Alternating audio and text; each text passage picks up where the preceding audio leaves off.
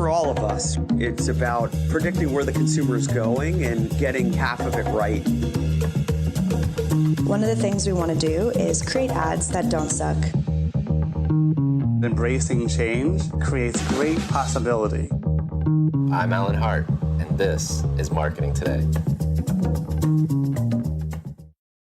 Today on the show, I've got Isabelle Guis. She's the CEO of North America and Global CMO for Brevo. We talk much more about what Brevo is and how they're changing the dynamics of their offering mix as well. But previous to Brevo, she played a pivotal role in leading Salesforce's $5 billion sales cloud product marketing organization that grew $1 billion under her tenure. She was most recently at Commvault as their CMO and transformed them from a traditional perpetual software marketing into a best-in-class agile SaaS-based marketing organization. Before that, she was Chief Marketing Strategy Officer at Egnyte, where she successfully launched a new content protection solution and expanding their total addressable market by a factor of 10x. She's got a master's degree in electrical engineering and an MBA from Harvard. And today she also shares her expertise in marketing and business strategy as an adjunct professor teaching graduate students at Santa Clara University. On the show today, we talk about this dual role of global CMO and CEO of the US market at Brevo. We talk a little bit about what Brevo does, and we also talk about the adaptation that they're having to do in their marketing as they move towards serving an enterprise set of clients, as well as their smaller businesses that they serve historically. So that and much more on today's conversation with Isabelle Guis.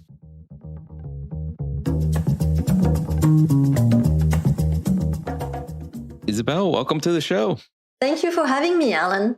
I am excited to this conversation. And for those that are listening, we go way back. We do. There was like a connection at a potential internship related to Dell way, way long. I won't say how long ago because I protect us Thank you. from our age, or identifying our age. But it's nice to talk to you again. And one of the things I've learned since then is that you are both into ballet dancing and being a pilot. I have no idea how those two things go together, but I would love to know from you, how did that happen? Sure. Well, first, it's lovely to be with you again. And yes, I didn't tell you all about me so many years ago, but I am into ballet and into flying planes. And I know it sounds very different, but actually they have a lot in common. I feel that both of them thrive for perfection. You cannot imagine how many emergency landing a pilot has to rehearse every time on a regular basis. So the day it happens, hopefully never, you can have your emergency ready, and also just striving for perfection to have the perfect landing, the feeling you have. But to get there, it's all about checklist and doing over and over the same maneuver. And ballet is a lot the same. It's trying to strive for perfection and rehearsing almost every day and training every day. And the reason why I love both is because for me, it's really a place, it's almost meditative. I cannot do my email in my head. I cannot think about any other thing. You have to look at the air around you. You have to look at all the gauges on the plane and the cockpit. And for ballet, you have to listen to the music, remember the choreography, control every muscle in your body. And when you do that, you are fully into the moment. And that's a wonderful break from anything that happens in your day or in your week. You're just there and it's just for you. I love the comparison. I had not thought about either of those in the same way, but you're right. It is about perfection. I hope that all my pilots that I get on my commercial aircraft have perfected their emergency procedures as well. I'm sure they do. Yes. But obviously, you also have an accent. So you tell listeners where you grew up and where the accent is from. I do. No, I'm kidding. Yes, I do. So I'm originally French, and I'm very embarrassed to say that I moved in Silicon Valley in 2001. So you may wonder, why do I still have my accent 22 years later?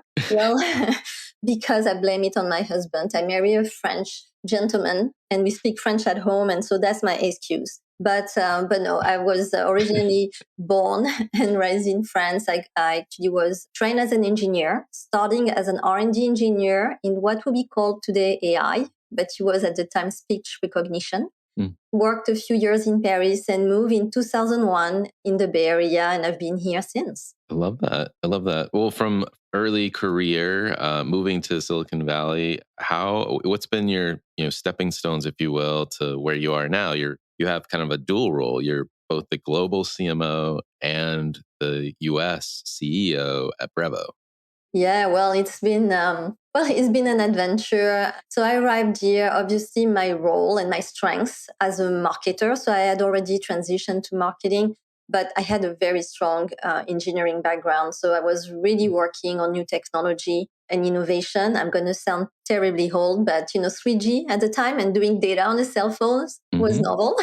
Wi-Fi didn't come built-in computers. It was novel. So these are all the technologies I helped my company introduce in the US. And then I expanded and we went back to get an MBA in the US with my husband because we really loved it here and we wanted to understand the American standard, the working style, the way people do business here. And that really helped me. My competitive then differentiator, I will say, was really to understand both how the European market was working, how the North American market was working, how technology that's complex could be explained in very simple terms to many customers. And this is how, I ended up doing the job I have today. Right. Well, and Brevo, I believe, is a French company. And I think it's your first French company that you've worked for. Is that right? Absolutely. Absolutely. It's a funny fact, that's my first time working for a French company. When I was in Paris, I was working for a Canadian company. And obviously, since I've been in the US, I've only worked for North American companies. So it's my first time, but I'm very excited because, I've always I've developed my American side of my brain, right? And for the first time, I can start using also the French one, but not just as an extension to expand globally, really as an equal weight. And I can really bridge both cultures, and that's very exciting. I love that. Now, I have a tricky question for you. I can't remember the author that wrote this saying of "you can never go home again," but I'm curious if your French colleagues see you as French, or do they see you as Americanized French? This is a tough question, Alan. That's the challenge of my life that you're describing. Is my French colleague called me the American, and my American colleague called me the French. So I guess I'm both, and I'm very proud of both. But at the same time, I acknowledge and recognize I'm different than my colleagues on both sides of the pond, and I think that's why they appreciate me, and that's why I bring a lot to the table. But it's also sometimes in different companies hard to belong somewhere. Yeah. No, I agree. Well, you are a bridge, if you will, to both sides. Exactly. So that's a very important component to be.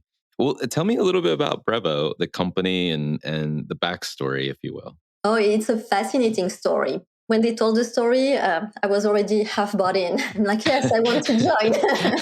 But it's exactly, very close to my heart because I'm Eurasian, I'm French, I'm American, I've got Indian, Vietnamese root. So it's a very complex, culturally confusing, but at the same time, my world. And Brevo is a little bit like that. It was built in India, launched in Europe, which actually was a blessing because Europe has many languages, many regulation. And so the product had to support this from day one.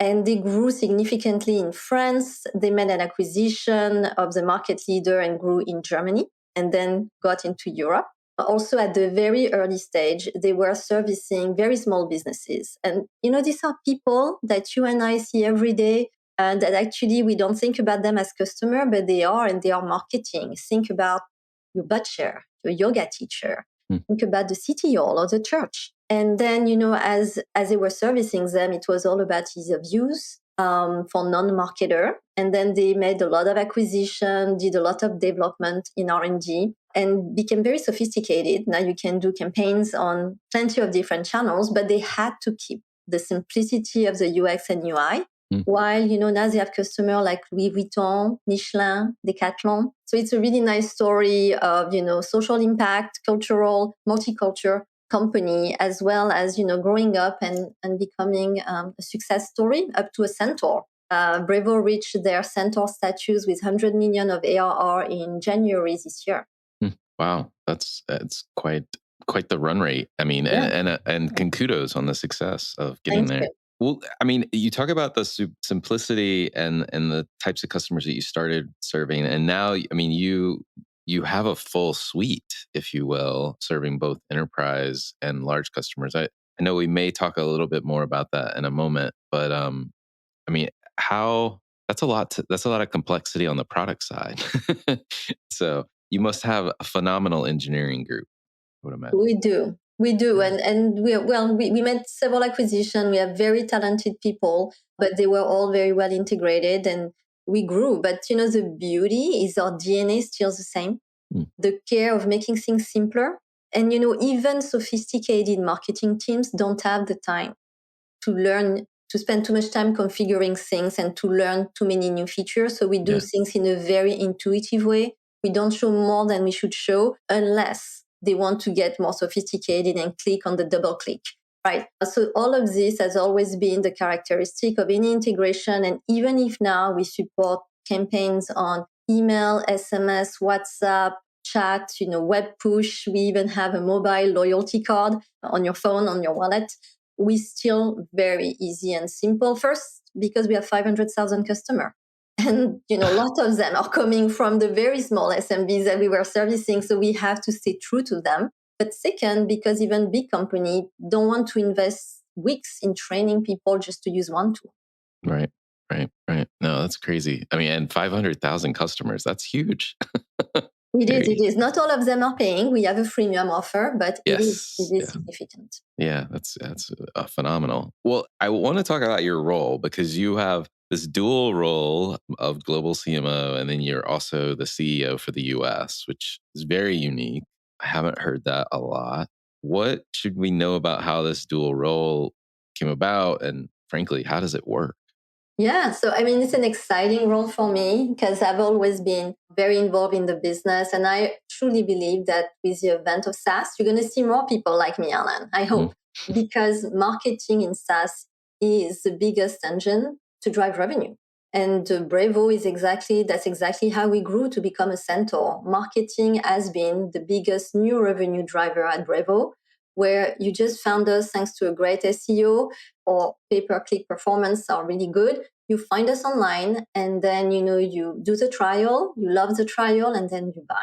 Right. And that's how we reach. And that's how the company grew to be profitable, actually, because it's also a very efficient way to do that. Now, obviously, as we're starting growing, we need, more advanced customer and they want to talk to a sales team. And so we introduced our sales team 2-3 years ago. But before that, and Brevo was built 11 years ago, everything was just driven through marketing. And we reached 20% of our new revenue in North America with no sales team at all. Just, online thanks to marketing. So I guess that's why the role of the CMO and the role of the CEO for this region is so intertwined and really makes sense, is because even if we're going to develop more complex, obviously, go-to-market motions as we go up market and as we address the North American market needs, it is still heavy on the marketing engine for that region and for pretty much every SaaS company. Yeah. Well, and as you talk about the company, I mean, going from the core being kind of small, medium, or small businesses, moving towards enterprise and building the capabilities to do that as well. I mean, it seems in line that these two roles, the global CMO and then the focus on, the US market and expanding your presence here in the enterprise space, seems that those two roles complement, frankly, in a long ways. I'm curious, how do you think about them intersecting and how does it benefit the US market versus the global market? If that makes sense. Sure, no, it makes total sense. So, well, as you mentioned it, we have many axes of growth, but two of them. One is, of course, developing more enterprise marketing, moving from a single touch, finding us online, to a multi-touch and talking with sales team. But the other is also expanding geographically into the US. And I think as a CMO, both requires different motion. You do not market to a large company the same way you will just do this online. And so as we move up market, from a marketing perspective, this has to change. And in the US, it just happened that a lot of companies are bigger in the US. So even what would have been, let's say, an SMB in Europe would be a mid-market here and will require probably also those market motion and marketing motions. So it's really why, they intersect and complement each other. And this, of course, coupled with the fact that I've lived here for 22 years, in spite of my accent. And I do have a lot of background of doing marketing here and understanding what actually is resonating with this market more, what are the frictionless and smoother paths for customer to purchase a software solution they need. Got it. I mean, I think what you describe in terms of like the different selling motions or market motions that you need to build to address the enterprise market makes a lot of sense. And I'm curious. I mean, that's transformation and change. And I'm curious, like what were the either elements or the components that you felt like you had to put in place or you're putting in place to address that? Yes, no. So, I mean, I don't want to scare my team, but I would say it's not a self-transformation, but it's definitely adaptation.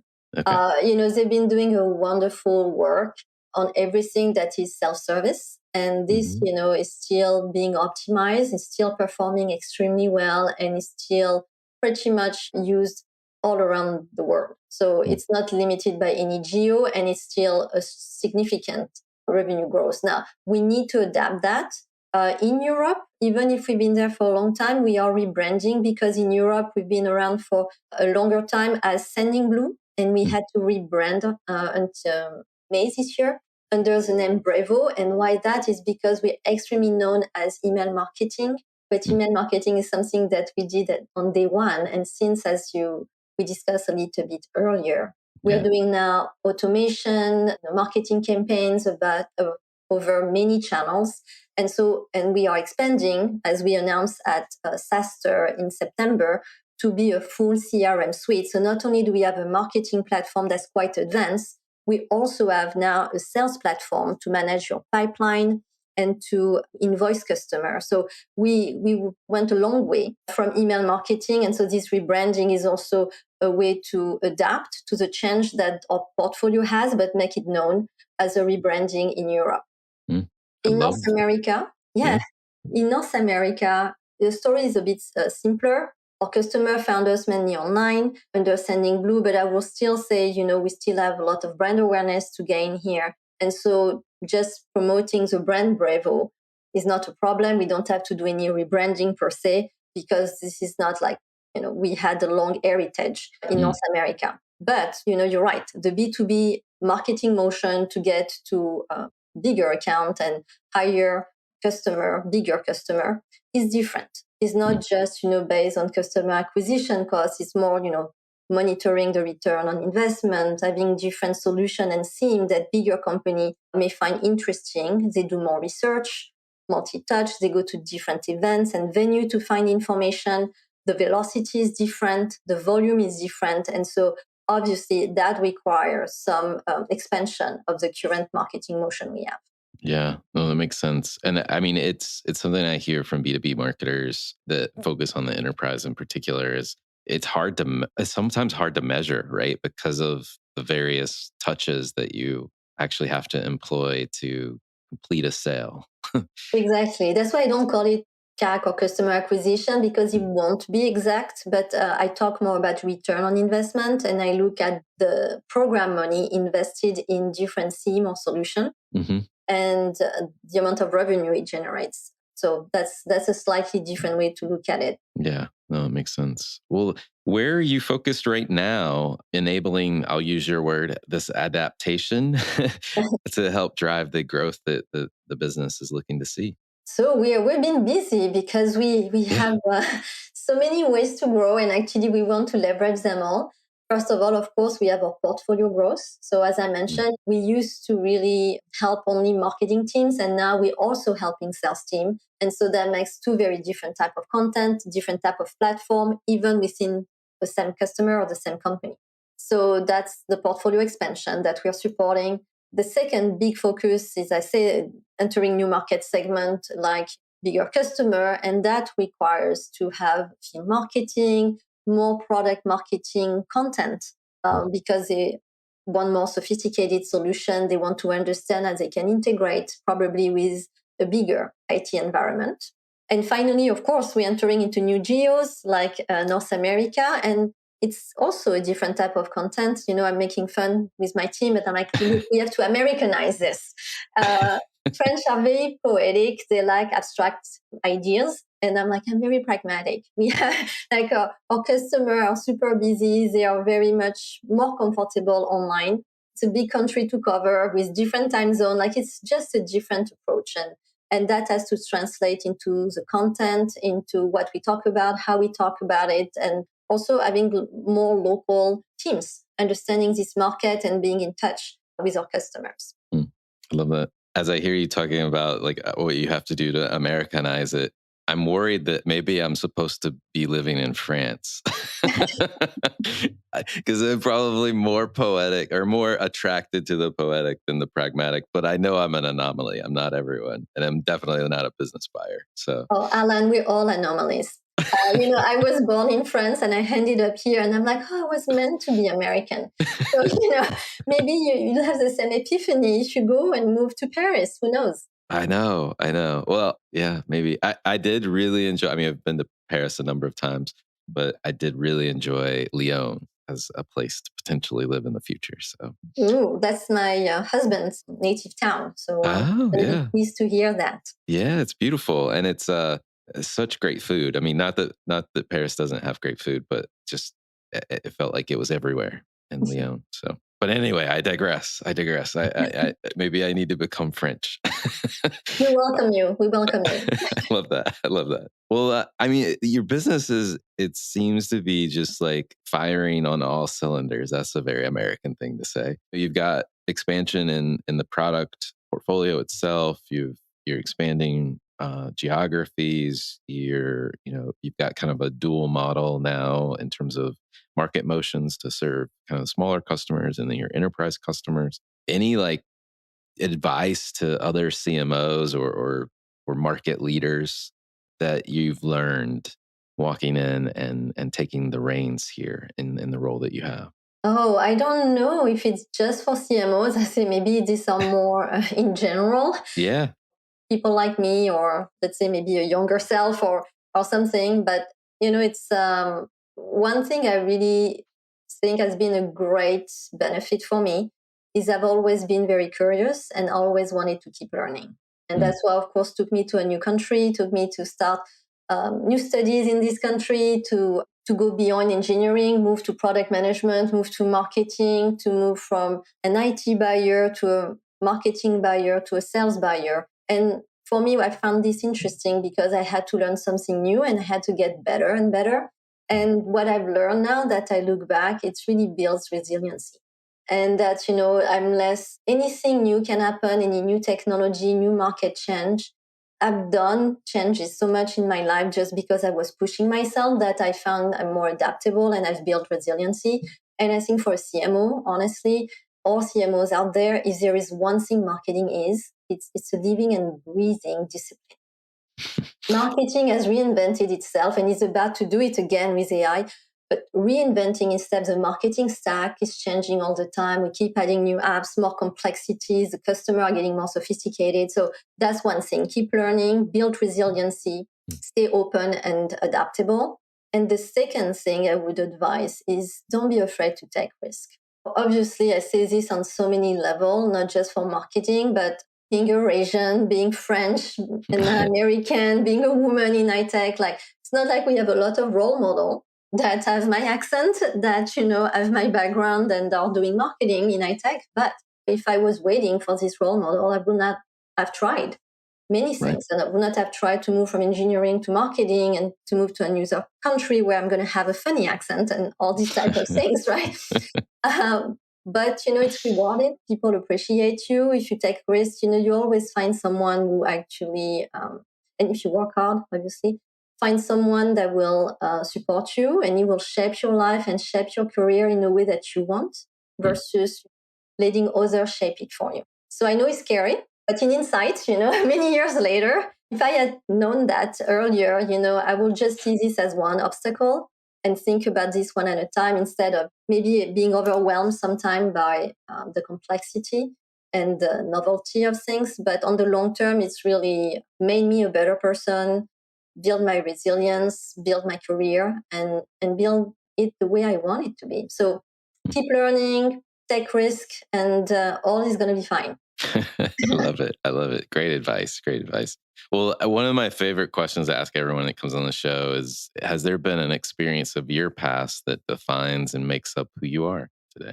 Oh, wow. There have been so many experiences and people. And, obviously, immigrating to the US has been hard because we arrived at the downturn when the internet bubble burst in 2001, but it's been very rewarding. I love this country. I love this market. I love the culture.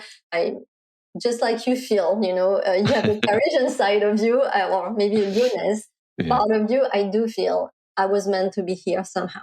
This is where, I blossom and I feel very comfortable working and love every day of it. So immigrating to this country has been definitely a defining moment.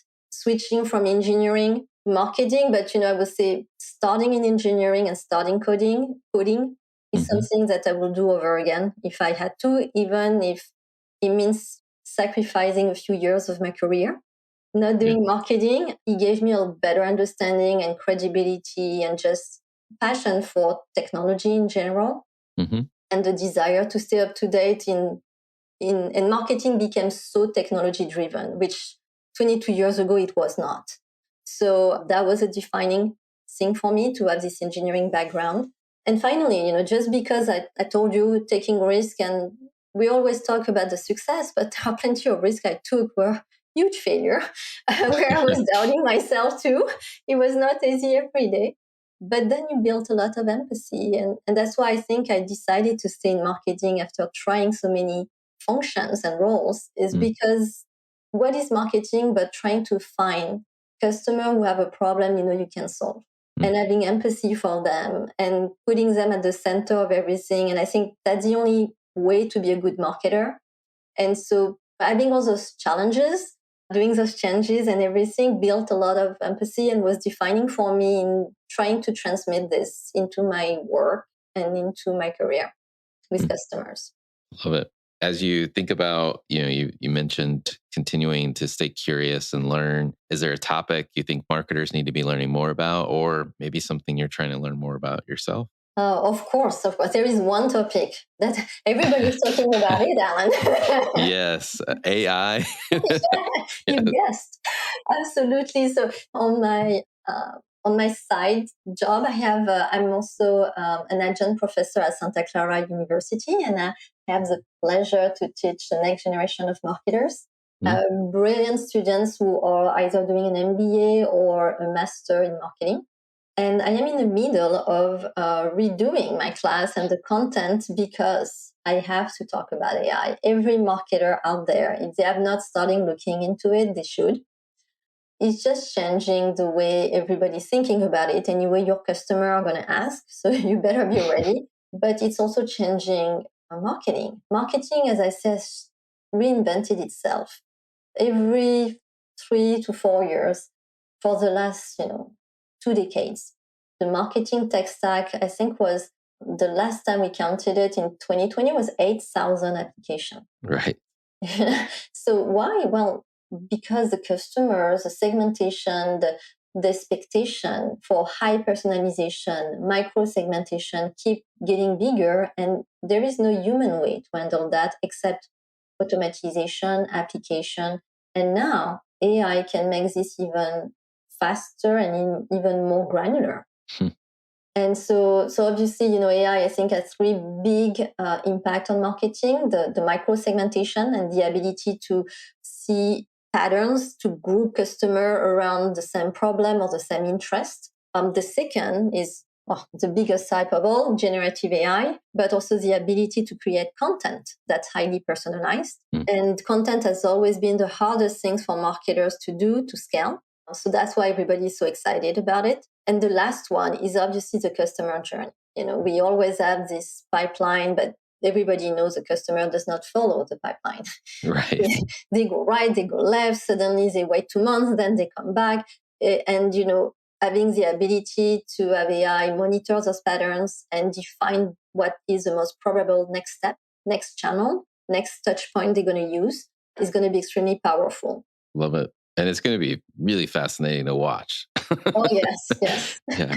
And there's so many just fun tools to test out various components of, in particular, generative AI, I think is where everyone's dabbling and playing with things now. Yeah. It's fascinating because to your point, I think from a math standpoint, segmentation can be accelerated. That is, I think, in some ways more understandable. Mm-hmm. But the content side of the equation is fascinating. It's always been the bottleneck right now. Yeah, exactly. So, and it seems like it's moving fast towards not being a bottleneck anymore. So. Yes, but I will give it a little bit more time because it's based on data. True. And right now we have a lot of data that's not been used, but when everybody's going to start using the same data, how do you differentiate your content? Yes. It's come up before on the show because I guess there's a concern that there'll be a regression to the mean, essentially. Mm-hmm. So, but yeah, it'll be fascinating to see how we use it as an aid in our processes and accelerating and removing these bottlenecks that have been there for feels like ever. It's literally ever. Yes, we can do that. Exactly. Well, I just curious if we step back from you and from the job and technology overall, are there any trends or subcultures that you're following or you think others should be taking notice of? There are a couple. The most important one, very sadly, we've seen a lot of natural disasters happening. And I do believe the new generation also of students, of workers and colleagues that I see are really, and maybe it's also post-pandemic, but everybody's reconnecting with nature a lot more as a candid interest and care for the next generation and for the planet. And I think that it's always been important, but there is more sense of urgency today. I may be also slightly biased because I work for a French company now, and I know, this has always been very important, more important, I would say, in Europe, in terms of being green and being respectful of the environment and not using, different source of energies. But I do think that it is a renewed interest in our customer as well, not just our employees, but in our partners. The way we select vendors, the way our customers are selecting us is changing, and there is more discussion around sustainability. It used to be more about social, in ESG, it was more about the S and the G than the E. Yes. And that environment is definitely one topic and one consideration, and I think it's here to stay. So that's one trend I see. And obviously, I cannot not talk about Barbie. This is the second trend right now.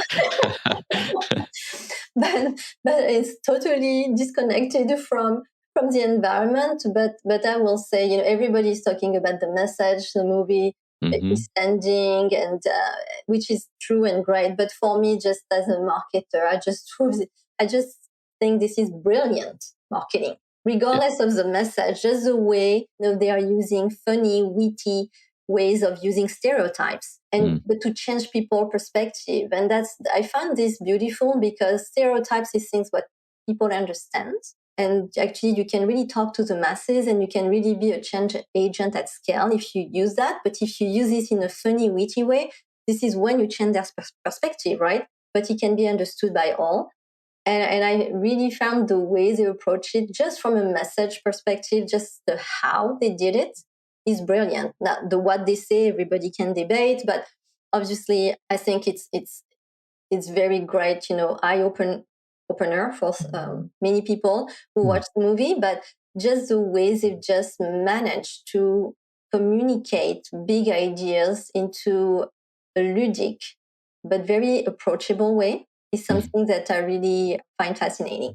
No, I love the both of those examples, and you cannot avoid Barbie right now. Barbie and AI is a new is a new way.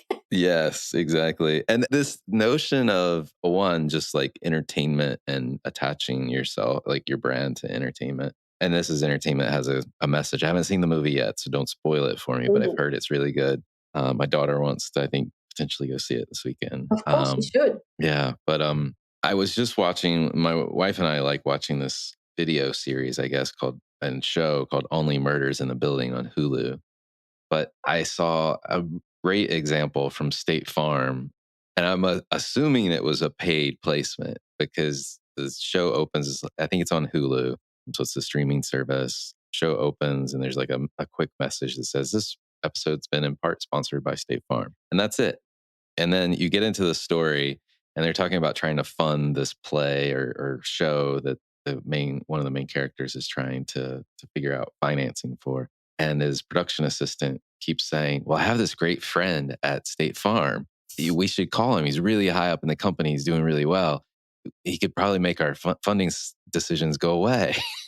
And it's just worked in eloquently into the storyline, and it comes up over and over again in that episode. I'm curious if it goes beyond that second episode, but it was comical because a lot of times that stuff feels forced, and this one was just like perfectly done. I was pretty impressed. So. Exactly, it's part of the script, it's part of the story, it's done in a funny way. Yes, everybody can understand that. Yes, and it's not marketing. It's not about selling their product. It's just really about talking about their brand, and that's what I think it's the new way of marketing. I know. I love it. I mean, and it's so hard sometimes. I think we see great examples that are product companies, and this was the first one because State Farm, they're just selling services and it's not tangible. Like, how do you make that work? And I thought this was really eloquently done. So anyway, I digress. Last question for you. I'm curious to get your thoughts on what you think the largest opportunity or threat facing marketers is today. Well, we talked about the largest opportunity earlier. I think it's AI. But now I can talk about the largest threat. I think it's AI. No, I really do. I really think that, AI can be fantastic if used the right way, but it's so novel. And as I mentioned, you need to have such a differentiated data if you want the output to be differentiated as well. Or if not, you're going to use tons of database and computing resources, and it's going to be very expensive. So that's one thing. How to leverage AI in a differentiated way, in a cost-efficient way, is going to be very interesting for marketers. And I think it could be the next differentiation for them in terms of skill set. And then also, if you don't use it the right way and you trust it too much for all the prediction patterns that I was mentioning, like the customer journey, what are they interested in next? And it can totally skew this. And by this, if there is any rapid market change, let's say if suddenly an industry is having troubles or difficulties, but the algorithm doesn't have enough data to anticipate that. So that's why you always need to have rules, to have marketers. Yeah. There is a logic, there is a strategy. AI is a tool, but it's not the answer. Right. And I think that's going to be what I will recommend people to watch out for. Yeah. I like how you describe that. I haven't thought about like rapid market change or something, an anomaly happening in the market. It's almost like you need a circuit breaker. You can go over and flip the switch, turn everything off for a moment until we figure out how to respond and how to work within this new reality. Exactly. Always double check, because logic and strategy always wins. Yes. Well, Isabelle, thank you so much for coming on the show today. It's been fascinating to talk to you and just generally catch up. Oh, likewise. Thank you so much for having me. And it was a long time overdue getting together. So thank you so much, Alan. Hi, it's Alan again. Marketing Today was created and produced by me with post-production support from Sam Robertson. If you're new to Marketing Today, please feel free to write us a review on iTunes or your favorite listening platform. Don't forget to subscribe on marketingtodaypodcast.com. Tell your friends and colleagues about the show. I love hearing from listeners. You can contact me at marketingtodaypodcast.com. There you'll also find complete show notes and links to what was discussed in the episode today, and you can search our archive.